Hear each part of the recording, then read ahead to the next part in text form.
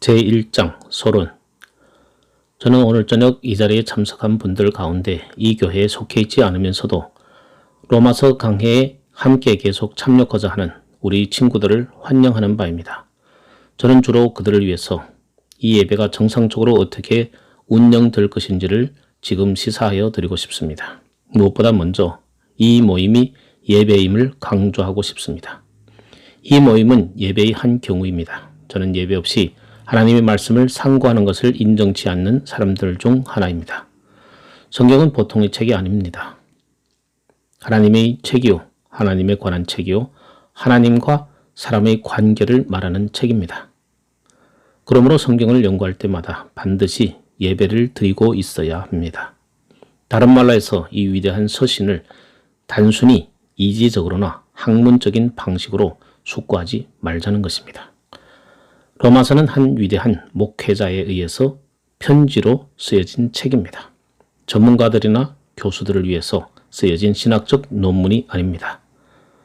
로마서는 한 교회에 보내진 편지입니다.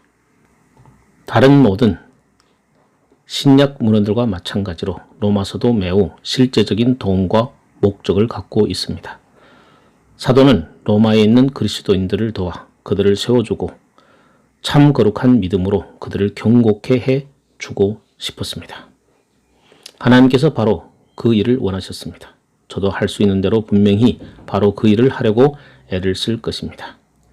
여기 로마서 연구를 위한 이 모임은 그러므로 예배의 한 경우이지 그저 단순한 강조가 아닙니다. 더 나아가서 저는 하나의 프로그램을 공표하지 않겠습니다. 이유를 말씀드리죠.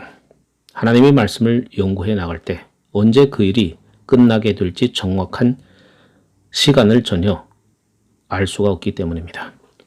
우리가 믿는 대로 성령의 권능과 임재를 믿고 나가면 경우가 어떠할 것이라는 매우 깊은 느낌을 가지게 됩니다.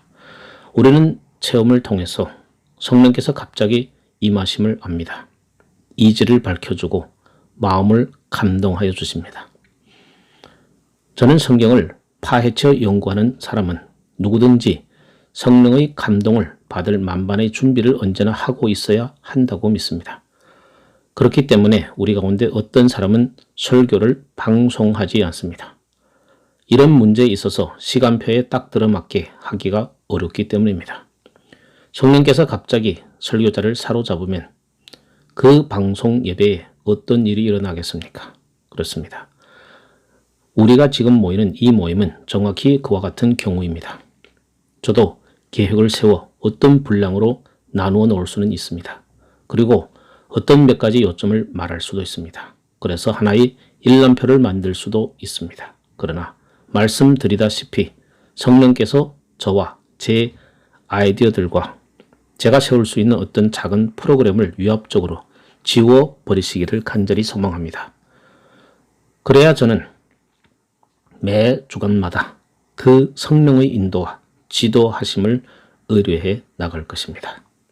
그러므로 매 금요일마다 얼마만큼 강해해 갈 것인지를 약속하지 않겠습니다. 우리는 이제 우리로 함께 모이게 한 문제로 나아갑시다. 우리는 제가 지시하는 방식대로 사도 바울이 쓴 이 로마서를 살펴보고 숙고하고 연구해 나가려 합니다. 명백히 우리는 먼저 어떤 객관적인 것들로부터 생각해 보아야 합니다. 서신 전체가 그렇게 하도록 요구하고 있으며 어떤 의미에서 그렇게 하도록 우리를 강권하고 있습니다. 성경을 오래 연구한 결과 신약 서신을 다룰 때는 어느 것이든지 서두부터 차근히 연구하는 것이 언제나 좋다는 것을 배우게 됩니다. 맨 처음에 나오는 서론적인 말부터 배울 것이 대단히 많습니다. 이러한 위대한 서신들의 서론을 대충 성급하게 다루는 것은 큰 실수입니다. 서신들의 서론들을 자세히 들여다보고 몇 가지 질문을 던져보면서 그 서신들을 살펴보면 대단히 많은 지식과 영적인 정보를 얻을 수 있음을 알게 될 것입니다. 예를 들어서 우리가 이 로마서를 연구하게 될 때 우리가 주목해야 하는 첫 번째 요점은 이 서신이 신약 성경에 포함된 여러 서신들 중 첫 번째 서신이라는 것입니다. 이 서신은 사도행전 바로 뒤에 나옵니다. 물론 그 점은 어째서 로마서가 서신 중에서 맨 처음 등장하는가라는 의문을 가지게 합니다. 사도가 맨 처음 쓴 서신이기 때문에 그런 것은 아닙니다. 우리는 그 점에 대해서 절대적으로 확신합니다. 성경에 나타난 사도 바울의 서신 중 맨 먼저 쓰여진 것은 데살로니가 전서였다는데 의문이 여지가 없습니다. 그러므로 로마서가 연대적인 순서로 첫 번째이기 때문에 맨 처음에 나오는 것은 아닙니다. 그러면 어째서 그 서신이 맨 처음에 놓여졌습니까? 어떤 사람들은 로마서가 가장 길기 때문에 그렇다고 주장하기도 합니다. 그러나 저는 그렇게 설명하는 사람들의 의견에 동조하지 않습니다. 오히려 로마서가 맨 첫 자리에 온 것은 교회가 성령을 통해 얻은 지혜로 로마서가 가장 중요함을 인식하였기 때문이라고 주장하고 싶습니다. 이 로마서는 맨 초기부터 맨 처음에 놓여져 있었습니다. 그리고 모든 사람들이 그 위치를 그대로 인정하였습니다. 로마서가 성경의 모든 근본적인 진리들을 다 내포하고 있는 서신으로 인정받아 왔습니다.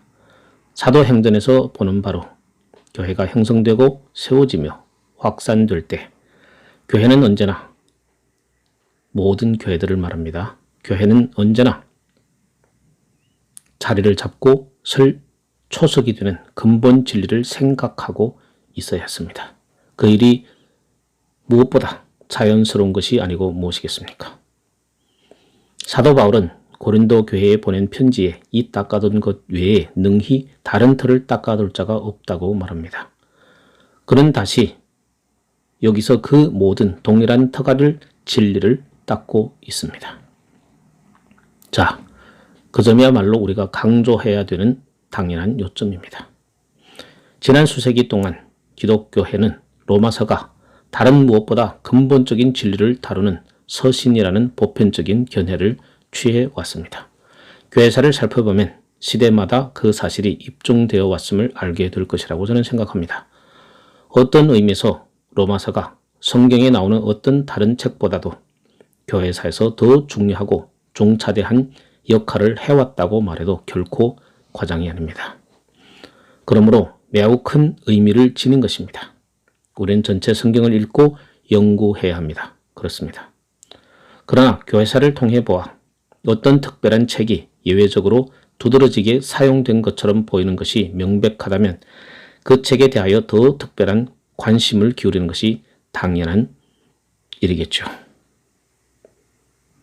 그러므로 이 로마서를 통해서 교회 역사 가운데서 성취된 몇 가지 일들을 상기시켜 드리려 합니다. 물론 그 때문에 오래 지체할 수는 없습니다. 다만 몇 가지 뛰어난 하이라이트의 경우들만 지적해 보겠습니다. 첫 번째 실례로 저 성 어거스틴이라는 주목할 만한 인물의 회심을 생각해 보십시오. 신약 성경이 완성되고 나서부터 종교 개혁에 이르는 기간 동안 기독교회 내에 존재했던 인물 가운데 히포의 어거스틴만한 큰 인물이 없었습니다. 많은 방면에서 그렇게 말해도 옳다고 저는 생각합니다. 여러분은 그의 이야기를 생각할 것입니다. 그는 두뇌가 명석한 사람으로 교수였습니다. 그러나 그가 심오한 철학자임에도 불구하고 부도덕하고 방탕한 생활을 하고 있었습니다. 여러분은 그 사람이 어떻게 회심하게 되었는지를 기억하십니까? 그는 영혼의 고통과 고뇌를 안고 어느 날 오후에 정원에 앉아 있었습니다. 그때 톨로르게 책을 들어 읽어라 라고 말하는 어린아이의 목소리가 들려왔습니다. 그래서 그는 일어나서 그의 숙소로 가서 책을 펴서 읽었습니다. 그가 읽은 곳이 로마서 13장의 방탕과 술 취하지 말며 음란과 호색하지 말며 쟁토와 시기하지 말고 오직 주 예수 그리스도로 옷 입고 정욕을 위하여 육신의 일을 도모하지 말라라는 말씀이었습니다. 거기서 그리스도 안에 있는 하나님의 진리가 그를 강하게 비추었고 그는 회심하여 구원받아 기독교회의 등대가 되었습니다. 그 경우만이 아닙니다. 이 위대한 사람이 회심한 바로 직후에 교회는 싸움과 쟁토와 투쟁의 시기를 겪어야 했습니다. 교회 안에 펠라기우스라는 한 교사가 있었습니다. 그는 펠라기우스 이단이라고 알려진 것을 전파하고 설교하기 시작했습니다. 지금에는 기독교회가 만약 그 교훈을 받아들였다면 교회가 망했을 것이라는데 아무 의의도 제기할 사람은 없습니다. 그러나 교회가 그 당시 펠라기우스 이단의 위협으로부터 보호받은 것은 성 어거스틴으로 말미암았습니다. 그는 로마서를 강해함으로써 펠라기우스의 가르침을 논박하고 끝내 무산시켰습니다. 로마서는 교회의 신앙을 지탱해주고 건실케 하고 계속 존재케 한 기반과 초석이었습니다. 마틴 루터가 회심하여 종교개혁의 실질적인 선봉이 되는데도 로마사가 중차대한 역할을 했음은 거의 모든 사람들이 다 알고 깨닫습니다. 1515년 그는 아직 로마 카톨릭에 남아 있으면서 신학을 가르치는 교사로 일하고 있었는데 그때 그는 학생들에게 로마서를 강해하기로 결심했습니다. 바로 이 로마서를 연구하는 중에 이신칭의의 진리, 믿음으로만 의롭다함을 얻는다는 진리가 그의 이지와 마음과 전 존재를 사로잡기 시작했습니다. 이로 인하여 그의 삶에 엄청난 변화가 일어났고 그것은 실로 종교개혁의 시발점이 되었습니다. 로마서 1장과 갈라디아서에서 언급된 이 위대한 교리는 루터의 삶을 전적으로 뒤바꾸어 놓는 방편이 되었습니다. 그와 같이 거기서 우리는 하나님께서 기독교 역사의 중대한 전환기에 로마서를 어떻게 사용하는지를 알 수 있습니다. 존 번연의 삶 속에서도 그러합니다. 하나님께서는 그를 회심시키실 때 로마서와 갈라디아서와 루터의 주석들을 사용하셨습니다. 아마 모든 경우 가운데 가장 잘 알려진 경우는 1738년 5월 24일 런던의 알더스 게이트 가에 있었던 존 웨슬레의 회심에 대한 기록입니다. 하나님의 성령께서는 그를 다루고 계셨던 것입니다. 모라비안 형제 단원들이 행위로서가 아니라 믿음으로써 의롭다함을 얻는다는 교리를 그에게 가르쳐 주고 있었습니다. 물론 그가 그 교리를 이지로는 이해하고 있었습니다만 나는 그것을 느끼지 못했다라고 말해야 했습니다. 그는 지친 가운데 알더스 게이트 가에 열리는 한 집회에 참석하기 위해 갔을 때 그 영혼과 이지와 마음의 상태는 크게 흥분되어 있었습니다. 그때 이런 일이 있었습니다. 그 집회에 누군가가 어느 그리스도인 형제죠. 누군가가 루터의 로마서 주석 서문과 서론을 읽고 있었습니다. 존 웨슬리는 거기에 앉아서 그것을 들었습니다. 그런데 앉아서 그것을 듣고 있을 때 자기 마음이 이상하게 뜨거워지는 것을 발견했습니다. 그는 하나님께서 자기의 죄를 용서하셨다는 것을 알고 나 같은 사람의 죄도 라고 말하였습니다.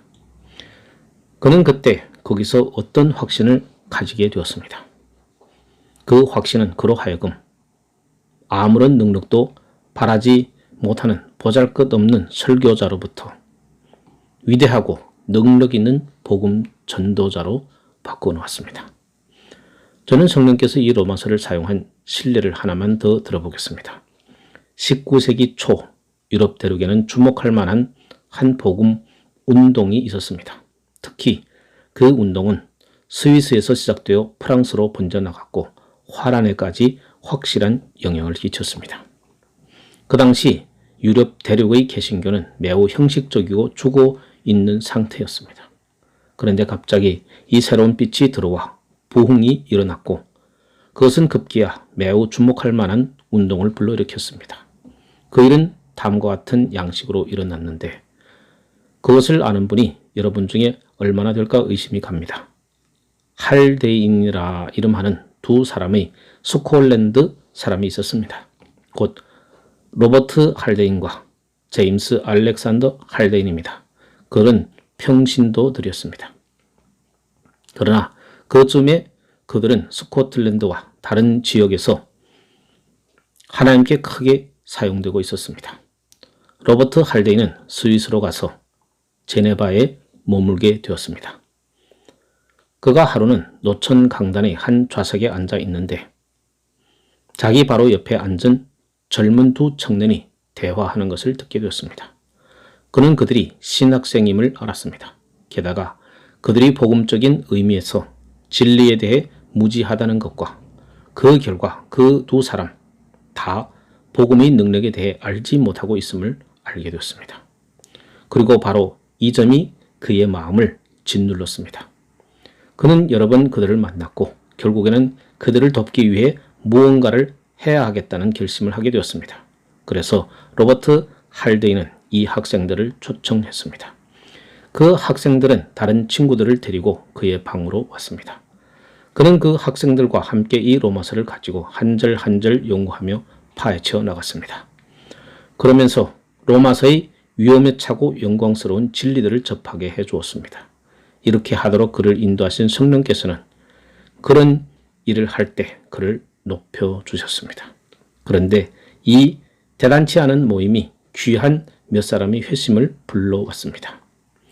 그중 한 사람이 멜레 드와우비그네라는 사람인데 그는 여러 방면에서 표준적인 종교 계획자로 유명한 사람입니다. 또 고센이라는 사람이 있는데 그 사람은 성경 영감에 대한 훌륭한 책을 쓴 사람입니다. 이 두 사람 다 그 모임에서 회심했습니다. 또 한 사람은 말란인데 그도 그 모임에서 회심했습니다. 또 모노드와 비네트 같은 사람들도 있습니다. 그 사람들은 한때 프랑스에서 널리 알려진 사람들입니다. 그들 모두가 하나님의 능력 있는 사람이 되고 위대한 교사들이 된 것은 궁극적으로 따지고 보면 로버트 할데인이 로마서를 강의한 결과입니다. 하나님께서 그의 나라를 확장시키기 위해서 이 주목할 만한 서신인 로마서를 사용하신 몇 가지 신뢰도 있습니다. 그러나 저는 하나님이 사람들이 로마서의 가치와 위대성에 대해서 증거한 몇 가지 간증들도 소개해 드리고 싶습니다. 초대교회의 위대한 설교자 가운데 한 사람은 콘스탄티노플의 존 크리소스톰이었습니다. 크리소스톰. 그는 분명히 교회가 알았던 가장 웅변적인 설교자 가운데 한 사람이었음에 틀림없습니다. 그는 로마서가 너무나 놀라운 서신이라서 매주 2번씩 로마서를 읽었노라고 말했습니다. 그는 로마서의 메시지를 얻기 위해서 로마서의 말씀을 듣고 싶었던 것이었습니다. 그리고 마틴 루터 자신이 로마서에 대해서 뭐라 하는지를 들어보십시오. 이 서신은 신약 가운데 최고의 부분이다. 그 말은 신약에서 가장 위대한 책이라는 의미입니다. 또한 로마서는 가장 순전한 복음으로서 그리스도인이 마음으로 한마디 한마디 다 알아야 할 뿐만 아니라 매일 영혼의 양식으로 삼고 섭취해야 할 것이다. 왜냐하면 이 로마서를 아무리 많이 읽는다 해도 지나치지 않으며 아무리 깊이 생각한다 할지라도 결코 지나칠 수 없기 때문이다. 로마서를 다루면 다룰수록 그 로마서는 더 많은 기쁨을 가져다 주며 더 좋은 맛을 낸다. 저는 바로 이 순간에 여기에 있는 분들 가운데서 로마서를 다 암송할 수 있는 이들이 얼마나 될까 의문스럽습니다. 루터는 그처럼 로마서를 배우고 암송하고 마음으로 알고 부단히 읽어야 한다고 말합니다. 왜냐하면 그렇게 하면 할수록 그 로마서는 더 많은 기쁨을 가져다 주며 더 좋은 맛을 내기 때문입니다. 우리 루터가 하는 그 말을 잘 주목해야 합니다. 저는 또 하나의 견해를 여러분에게 말씀드리겠습니다. 영국 문학사에 있어서 가장 예리한 지성을 가진 사람 중 하나는 사무엘 테일러 콜레리지라 생각합니다. 그는 참 훌륭한 사람이었습니다. 콜레리지는 이 책에 대해서 존재하는 저작 중에서 가장 심오한 작품이라고 말했습니다. 또 전기문학 대전과 같은 책을 지은 박식한 문학가였습니다. 그 사람은 영국 문학뿐만 아니라 독일 문학에도 정통한 사람이었습니다. 그는 고전들을 알고 있었습니다. 그런데도 이 사람이 로마서는 존재하는 저작 중 가장 심오한 작품이라고 말할 수 있었습니다. 제가 이런 말씀을 드리는 것은 이 위대한 서신의 가르침을 정당화시키기 위해서뿐만 아니라 그렇게 함으로써 우리 자신을 시험해보고 이러한 문제를 각자 자문해 볼 것이라고 믿기 때문입니다. 나는 이 로마서에 대해 그 모든 요점들을 인식하였는가? 내가 성경을 통독해 나갈 때 이 책에서 멈춘 적이 있는가? 멈춰서 이 책에 시간을 들인 적이 있는가? 이 책 로마서의 깊은 심오성을 인식한 적이 있는가? 이러한 서론적인 것들을 말씀드렸으니 로마서 자체를 숙고해 보기로 합시다. 로마서의 첫 번째 단어는 바울이라는 이름입니다. 이 서신은 바울이라 하는 사람에 의해서 쓰여졌습니다. 나는 여기서 멈춰서서 생각해야 한다는 강박감을 느낍니다. 앞서 말씀드린 바와 같이 로마서 서두에 나오는 것들을 유심히 주목하면 풍성한 진리를 발견할 것이기 때문에 서둘러 전진해 나갈 수 없습니다. 자, 이 첫 번째 나오는 바울이라는 말을 생각해 봅시다. 그는 이 서신을 쓴 사람의 이름입니다. 그는 로마라는 큰 도시에 살고 있는 일단의 그리스도인들에게 한 편지를 쓰고 있습니다. 로마시는 그 당시 세계의 메트로폴리스였습니다. 이 편지를 받는 그리스도인들은 대부분이 이방인들이었습니다. 그 얼마나 기이하고 놀라운 일입니까? 세상에 다른 사람이 아니고 이 사람이 바울이 주로 이방인들로 구성되어 있는 교회에 이 같은 편지를 쓰다니 참으로 기이한 일입니다. 제가 어째서 그렇게 말씀드린지 아시겠습니까? 이 사람의 내력을 생각하면서 말하고 있는 것입니다. 우리는 빌립보서 3장에서 그 사람의 내력에 대한 대략적인 개요를 접하게 됩니다. 그 사람이 어떤 배경을 가지고 있는가를 알기 위해서 빌립보서의 그 부분을 읽어야 합니다. 이 일이야말로 가장 기이한 일들 가운데 하나입니다. 로마서라고 하는 책보다 더 기이한 일은 바울이 이 로마서를 이방인 사람들에게 써 보냈다는 사실입니다. 엄격하고 완고한 민족주의자 유대인. 주 예수 그리스도와 그와 관련한 모든 것을 다 미워하고 예수 그리스도를 하나님의 모독자로 간주했던 사람. 그래서 기독교회를 멸하려고 애썼던 사람입니다. 그리고 다메섹에 있는 작은 교회를 근절시켜 버리기 위해서 살기등등하고 위협적인 자세로 다메섹을 향하고 있었습니다. 그런데 그때 그가 부활하신 주님을 어떻게 보았는지 여러분은 기억하실 것입니다.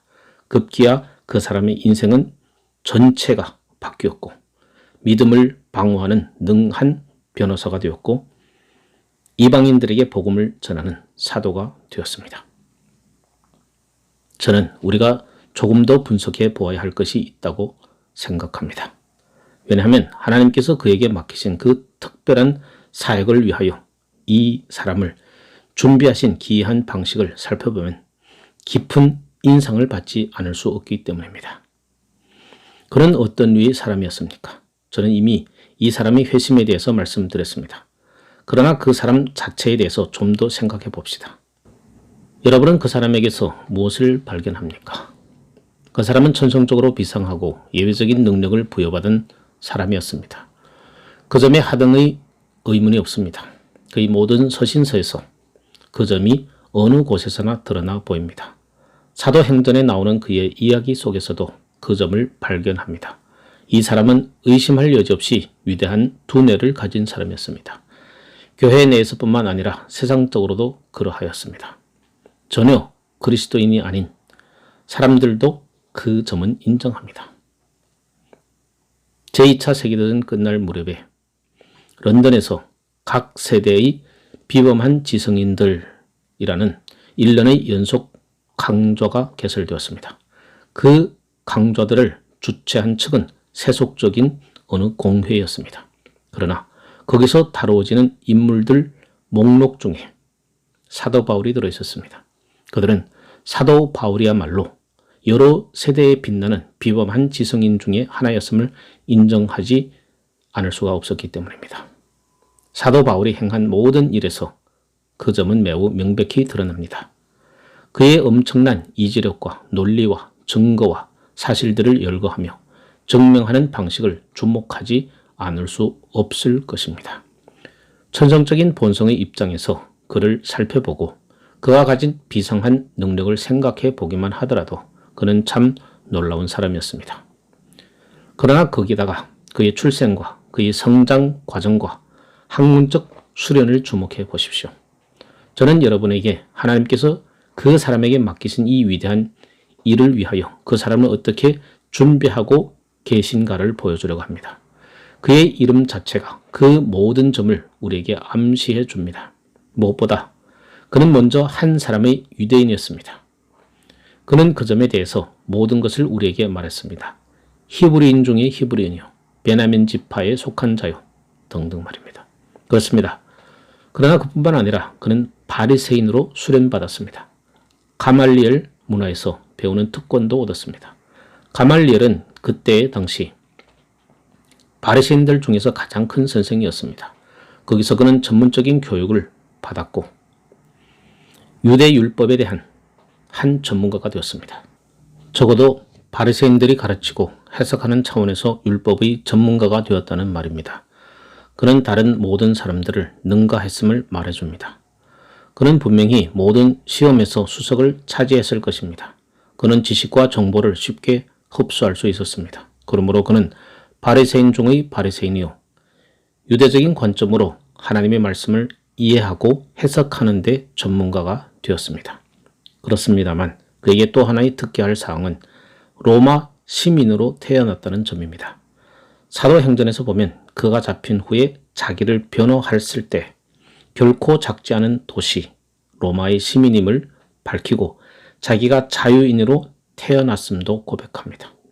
그는 로마의 자유인이었습니다. 그 점은 정말로 굉장한 것을 의미했습니다. 그것은 대단한 영예였습니다. 우리는 자유를 얻고 런던이나 다른 어떤 도시 자유민이 된 사람들에 관해서 읽습니다. 그것은 정말 크게 자랑할 영예였습니다. 그렇습니다. 그 당시에 있어서 로마 제국의 자유 시민이라는 것은 더욱더 자랑할 만한 것이었습니다. 다소에서 태어난 이 사람은 날 때부터 로마의 자유 시민이었습니다. 그럼으로써 그것이 함축하는 모든 특권들을 가지고 있었습니다. 사도행전에서 보면 이 로마 시민권이 여러 번 이용되었음을 읽게 됩니다. 아마 분명히 그는 복음 전도자로서 일을 해나갈 때 우리가 듣는 것보다 훨씬 더 많이 그 시민권을 사용했을 것입니다. 이와 관련하여 중요한 또 다른 요점은 그가 다소라 불리는 도시에서 자라났다는 것입니다. 다소는 그 당시 헬라 문화의 주요 세 중심지 가운데 들어있는 도시였습니다. 다른 둘은 물론 아덴과 애굽의 알렉산드리아였습니다. 그러나 권위 있는 학자들에 의하면 이 헬라 문화의 문제에 있어서 다소는 아덴과 알렉산드리아와 실질상 어깨를 나란히 한 곳이었습니다. 사도행전을 읽다 보면 사도 바울이 이 국면에 있어서도 잘 훈련되어 있음을 발견합니다. 그는 문화적인 사람이었습니다. 헬라시를 알고 그것을 인용할 수 있었습니다. 헬라 철학자들의 저작들을 알고 있었고 또한 인용할 수 있습니다. 그는 로마 시민일 뿐만 아니라 혈통적인 의미에서 유대인으로 태어났으며 거기다가 이 놀라운 헬라 문화의 배경을 최고로 갖춘 사람이었습니다. 어째서 제가 이 모든 것을 상세히 말씀드리고 있는지 아시겠습니까? 자, 그 이유를 말씀드리죠. 이 서신은 하나님께서 두 가지 특별한 일을 위해서 하나님이 능한 사람을 일으키셨음을 보여줄 것입니다. 그 두 가지 일 중 하나는 유대인들이나 유대교에 맞서 기독교 신앙을 변증하는 일입니다. 그는 자기의 거의 모든 서신들에서 그 점을 다루고 있습니다. 그는 어떤 사람들보다도 다른 사람들과 논쟁해야 할 사람이었습니다. 갈라디아서 2장으로 가보면 심지어 그는 이 문제에 대하여 사도 베드로마저 면박해야 했음을 발견합니다. 베드로는 그때 이 문제에 있어서 갈피를 잡지 못하고 요동하려 했습니다. 그는 유대교가 무서웠습니다. 사도 바울이 베드로를 맞서 논박하여 베드로로 하여금 복음에 대한 참된 이해를 갖도록 하지 아니하였다면 기독교에 어떤 일이 일어났을지를 아무도 장담하여 말할 수 없습니다. 그의 성장 과정과 가말리엘 문화에서 배울 때 얻었던 이른바 유대인들의 지위에 관한 사도 바울의 지식은 말로 할 수 없는 가치를 지녔습니다. 거기에 하등의 의문의 여지가 없음을 보게 됩니다. 그는 그 다른 측면의 경우를 유대인들 스스로가 아는 것보다 더 잘 알고 있었습니다. 따라서 그는 그리스도인으로서 그런 문제를 다루어 유대인들 스스로 가진 관점이 기만적임을 드러내고 결국 그것을 논박해 버릴 수 있었습니다. 그 점을 또 다른 방식으로 생각해 봅시다. 정직하고 진지한 많은 사람들에게 난제가 되었던 문제를 말씀드리죠. 구약 성경과 그 교훈을 이 새로운 복음, 이 새로운 믿음과 어떻게 조화시킬 수 있는가 하는 문제입니다. 특히 유대인들이 복음을 비난하며 하는 소리가 이러하였습니다. 그것은 가짜요, 하나님으로부터 온 것이 아니며 구약의 모든 가르침과 완전히 모순되며 사람이 새로 고안한 것에 불과하다. 그런 식으로 비난하면서 그 복음을 받아들여서는 안 된다고 사람들에게 경고했습니다. 바울이 수행한 이 위대한 임무들 중 하나는 구약의 교훈과 신약의 교훈을 조화시키는 일이었습니다. 기억하실지 모르겠습니다만 그는 회심한 후에 아라비아로 가서 바로 이 문제에 대하여 묵상하며 시간을 보냈음에 틀림없습니다. 그는 성령의 조명을 받았습니다.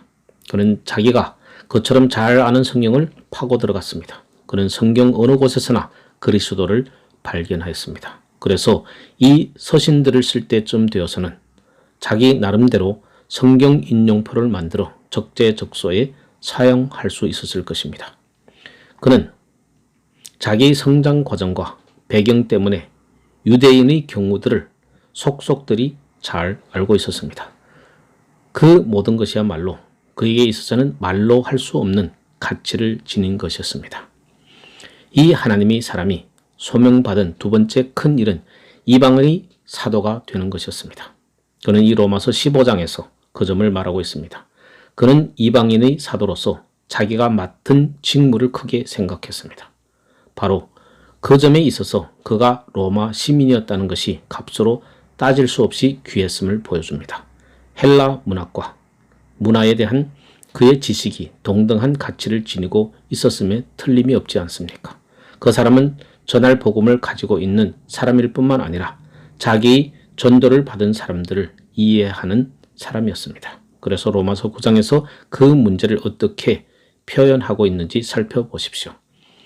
여러 사람에게 내가 여러 모양이 된 것은 아무쪼록 몇몇 사람들을 구원코자 함이니 율법 없는 자에게 율법 없는 자와 같이 된 것은 율법 없는 자들을 얻고자 함이라. 그는 한 유대인으로서 말할 수 있었습니다. 또 이방인으로서도 말할 수 있습니다. 그는 두 문화의 배경을 다 알고 있습니다. 그래서 그는 그 두 부류의 사람들에게 어떻게 복음을 나타낼까, 모든 사람에게 어떤 방식으로 복음을 전할까를 압니다. 사실 그는 바로 이 로마서 1장에서 헬라인이나 야만인이나 지혜 있는 자나 어리석은 자에게 다 내가 빚진 자라. 그러므로 나는 할 수 있는 대로 로마에 있는 너희에게도 복음 전하기를 원하노라고 말합니다. 저는 이 사람의 경우야말로 하나님께서 자기의 뜻을 성취하시는 기이한 방식을 숙고해 나갈 때 참조할 놀라운 신뢰들 중 하나라고 생각합니다.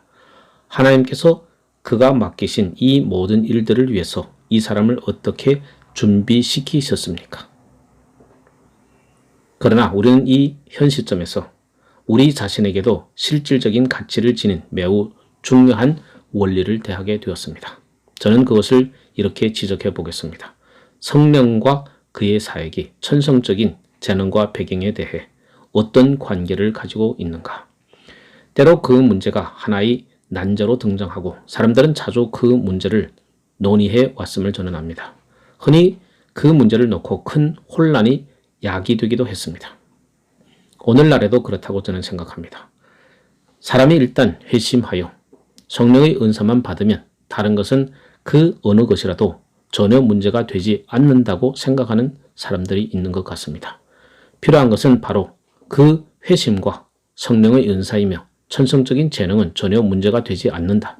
사람이 성령 충만을 받으면 다른 것은 전혀 문제가 되지 않는다. 성령은 완전한 능력을 지닌 분이시다. 그러니 바울이 유대인이며 헬라 문화에 대해서 무언가를 알 수 있으며 로마 시민권을 지니고 있다는 것을 강조하는 것은 결국 아무런 의미도 없다. 사람이 거듭나서 회심하고 그 속에 성령을 모시고 있으면 그만이지 다른 것은 전혀 문제가 되지 않는다라는 식으로 말하는 사람들이 있습니다. 물론 이 바울의 글 속에 그러한 생각을 지원하는 듯한 색조를 띤 것들이 있음은 저도 인정합니다. 바울은 고린도전서 1장에서 하나님께서 세상의 미련한 것들을 택하사 지혜 있는 자들을 부끄럽게 하려 하셨음을 대단히 웅변적으로 지적합니다. 여러분은 그 논증을 기억하실 것입니다. 고린도전서 2장에서는 육에 속한 사람은 하나님의 성령의 일을 받지 아니하나니 저희에게는 미련하게 보이며 또 깨닫지도 못하나니 이런 일은 영적으로야 분변함이니라 고 말합니다. 다시 고린도 후서 10장에서 우리의 싸우는 병기는 육체에 속한 것이 아니요 오직 하나님 앞에서 견고한 진을 파하는 강력이라고 말합니다. 그래서 사람들은 그러한 말씀을 기초하여 사람이 가진 천성적인 재능은 전혀 문제가 되지 않는다고 주장합니다. 영리하든 그렇지 못하든 간에 학식이 있든 없든지 간에 그것은 문제가 되지 않는다. 오직 성령의 능력만이 문제일 뿐이다. 자, 이 주장에 대해서 우리는 어떻게 하겠습니까? 오늘 이 시대에 그러한 식의 풍조가 은근히 존재함을 여러분도 인정할 것입니다.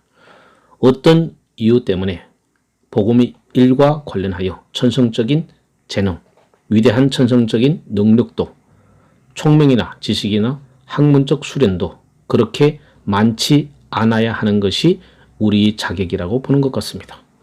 그렇게 말하는 경향이 있지 않습니까? 그러한 경향은 다른 영역에서도 나타납니다. 1939년 전쟁이 터지기 전 우리는 그러한 일로 고통받지 않았습니까? 나는 영리하지 못하고 그저 정직한 사람일 뿐이다 라고 말한 사람을 신뢰하는 경향이 있지 않았습니까? 마치 동시에 영리하지도 정직하지도 못한 것처럼 말입니다. 나는 그저 단순한 사람일 뿐이에요. 나는 큰 이해력을 가지고 있다고 주장하지도 않습니다. 말도 변변히 하지 못하고 그저 평범하고 정직한 사람일 뿐이에요. 우리는 그렇게 말한 사람을 믿었습니다. 그때 훨씬 유능한 사람이 나타나서 우리는 지금 무서운 고통에 빠져 있다고 경고하기도 했었습니다. 그런데 일반적인 추세는 이 사람은 믿을 수 없어. 그는 너무 영리하고 선동적인 사람이야. 그의 말을 듣지 말라. 이 같은 유능한 사람들을 믿을 수 없어. 우리에겐 단순하고 평범한 사람이 있어야 한다 라고 말하는 것이었습니다. 좋습니다. 그런데 어떤 일이 일어났습니까? 여러분은 잘 아시죠? 그리고 나서 얼마 되지 않아서 이 나라는 큰 재난에 빠졌고 망할 위기에 처하게 되었습니다. 복음 선포와 관련해서도 그런 식의 논리를 내세울 위험이 존재한다고 말씀드리는 바입니다. 그러나 그것은 무서운 기만입니다. 왜 제가 그렇게 말씀드리는지 그 이유를 보여드리겠습니다. 성경 자체가 그 논리를 배격합니다. 성경을 통독해 보고 하나님께서 특별히 사용한 사람들을 주목해 보십시오. 모든 직종마다 주목할 만한 사람들이었고 뛰어난 능력을 가진 사람들이었음을 발견할 것입니다. 하나님께서는 가장 비상한 방식으로 그 사람들을 예비하셨던 것입니다. 예를 들어서 모세를 보십시오. 그는 천성적인 재능도 갖고 있었고 바로의 집에서 학문도 터득하였습니다. 그 모든 것이 그를 준비시켰습니다. 다윗 같은 사람을 보십시오. 그의 시편을 읽어보십시오. 그는 얼마나 놀라운 사람입니까? 그는 얼마나 걸출한 유능한 사람이었습니까? 이사야를 보십시오. 그의 사역 기간 중에 행한 능한 일들을 읽어보십시오. 살아 움직이는 듯한 감동적인 그의 언어를 주목하십시오. 그는 무엇보다 위대한 시인이었습니다. 한 설교자로서 수련을 받았던 예레미야 같은 사람을 보십시오. 그의 논증 방식을 주목해 보십시오. 성경에 나오는 여러 인물들을 그런 식으로 살펴볼 수 있습니다. 신약에 이르게 되면 바울이 된 이 다소 사람 사울만이 그와 유사한 수련을 받았던 것이 아닙니다. 사도 요한도 분명히 동일한 경우입니다. 요한이 그렇게 철저한 수련을 받지 못했다 할지라도 분명히 상당한 재능을 가진 사람이었습니다. 여러분은 그 점을 성경에서뿐만 아니라 십수세기에 걸친 교회 역사에서도 발견할 수 있습니다. 저는 이미 성 오거스틴을 언급한 바 있습니다. 또 마틴 루터도 언급하여 드렸습니다. 존 칼빈이나 요나단 에드워드, 존 웨슬레 같은 사람도 언급할 수 있습니다. 그들은 천성적인 의미에서 비상한 재능들을 받은 걸출하고 유능한 사람들이었습니다. 하나님께서는 하나님의 나라를 확장시키고 교회를 발전케 하시려는 큰 뜻을 이루는데 이 사람들을 가장 뛰어나게 사용하신 것 같습니다. 이 점으로부터 우리는 몇 가지 원리들을 끌어낼 수 있습니다. 저는 잠깐만 그 원리들을 지적해 드리려고 합니다. 천성적인 은사는 그 자체로 나쁠 것이 하나도 없습니다. 모든 사람들에게 천성적인 재능을 부여하시는 분은 하나님이십니다. 사람 스스로가 자신의 재능을 만들지 않습니다. 셰익스피어가 자기의 재능을 만들지 않습니다. 모든 재능들은 하나님이 주시는 것입니다. 그러므로 천성적인 재능들을 깎아서 말하는 것은 비성경적이요 비기독교적입니다. 기독교 신앙은 무지나 우둔함을 편들어 올려주지 않습니다. 그리스도인의 삶에 있어서 그러한 무지나 우둔함의 범주로 떨어지면 이의가 될 것이 하나도 없습니다. 이득이 될 것이 없습니다. 그러나 저는 좀 더 나아가 보겠습니다. 두 번째로 천성적인 재능은 의지할 것이나 자랑할 것이 되지 못한다는 점입니다. 고린도 서신에서 바울이 바로 그 점에 관심을 두었던 것입니다. 고린도 교인들에게 있어서 문제가 되는 것은 그들에게 은사가 없어서가 아니라 그것들을 자랑하고 떠벌렸다는 데 있습니다. 성경 어느 곳에서나 그러한 자세는 다 비난을 받습니다. 은사들, 재능들 자체는 잘못된 것이 없습니다. 그러나 그것들을 자랑하고 그것들을 가졌으니 내게는 성령이 필요 없다고 생각한다면 그것은 전적으로 잘못된 것입니다. 성령께서는 분명히 천성적인 재능들을 내버려 두거나 제쳐놓지 아니하십니다. 성령께서는 그것들을 조종하시고 사용하십니다. 하나님께서 성경에 나타난 그러한 사람들을 사용하신 방식을 그런 차원에서 이해할 수 있습니다. 성경에 나타난 인물들은 각각 그 나름대로의 문체를 가지고 있음을 주목해야 합니다. 어떤 사람이 그것이 성경 어디에 있는지 밝히지 않고 이사야의 예언 중 한 부분을 읽으면 여러분은 그것이 누구의 문체임을 알 수 있지 않겠습니까? 아마 이렇게 말할 수 있을 것입니다. 아, 저건 이사야의 것인데 제가 어디를 읽는지 밝히지 않고 바울 서신 중 어느 부분을 읽을 경우 성경을 요만큼 아는 사람이라면 베드로나 요한의 서신이 아닌가 하고 짐작할 사람은 아무도 없을 것입니다. 정말 없을 것입니다. 이 사람들 각자마다 다 자기 나름의 문체를 가지고 있습니다. 그들 모두가 다 같은 양식의 글을 쓰지 않습니다. 그들은 기계가 아니기 때문입니다. 성령께서 그들에게 불러주어 그대로 받아쓰게 하지 아니하셨습니다. 성령께서 행하신 일은 재능과 능력을 가진 이 사람들을 들어서 사용하시고 채용하신 것입니다. 우리가 이 로마서를 공부해 나가면서 그 점을 확연하게 알게 될 것입니다. 우리는 이 로마서에서 사도 바울이 질서와 논리와 논증력과 힘을 가지고 이 서신을 써내려가는 것을 보고 깊은 인상을 받을 것입니다. 천성적으로 다소 사람 사울이 가졌던 이 모든 천성적인 특징과 속성들이 성령에 붙잡혀 이 로마서에서 그 대단한 모습을 드러냅니다. 이 점을 이해하는 일은 얼마나 중요합니까? 성경 영감에 대한 성경적 교리는 기계적 영감이 아닙니다. 기계적 영감이란 성령께서 저자에게 불러주시고 저자는 그 불러주는 대로 그대로 받아 기록한 것을 말합니다. 성령께서는 자기에게 복종한 사람들을 취하시고 그들이 하나님께로부터 부여받은 모든 재능을 사용하십니다. 이 재능들을 그들에게 주신 이는 하나님이십니다. 바울이 다소에서 태어나도록 하신 분도 하나님이십니다. 하나님께서 그렇게 그를 준비시키셨던 것입니다. 하나님께서는 바울에게 시킬 일이 있었습니다. 그래서 여러분은 이 모든 일을 통해서 빛을 발하는 하나님의 영광을 보게 됩니다. 바로 이 사람이 적시에 그 일을 위해서 부르심을 받습니다. 마틴 루터의 경우도 그러합니다. 이 사람은 종교 계획을 이룬 선봉장이었습니다. 그 사람은 수도사로서 수련을 받았고 로마 카톨릭에 대해서 속속들이 다 알고 있었습니다. 그 사람들이 바로 하나님께서 사용하신 사람들입니다. 하나님께서는 이 모든 것들에 대해서 아무것도 모르는 사람을 취하여 성령으로 충만케 하여 사용하시는 그런 분이 아닙니다. 절대 그런 분이 아닙니다. 그는 자기 사람을 예비하셨습니다. 10수세기에 걸쳐서 하나님께서는 그러한 일을 계속하셨습니다. 나의 사랑하는 친구들이요. 이 점에 있어서 저와 여러분이 받을 교훈이 있음을 말씀드립니다. 여러분이 최근에 회심하셨습니까? 좋습니다. 그렇다면 마귀가 여러분의 모든 천성적인 재능들은 무가치하며 소용없다고 생각하게 만들 것인데 그 시험에 빠지지 마십시오. 여러분이 회심하기 전의 삶 속에서는 여러분 자신의 개성을 사용하였습니다. 하나님께서는 그것을 새로운 상황 속에서도 사용하시길 원합니다. 옛삶과 사업과 죄악 가운데서 여러분의 재능들을 사용하셨지요.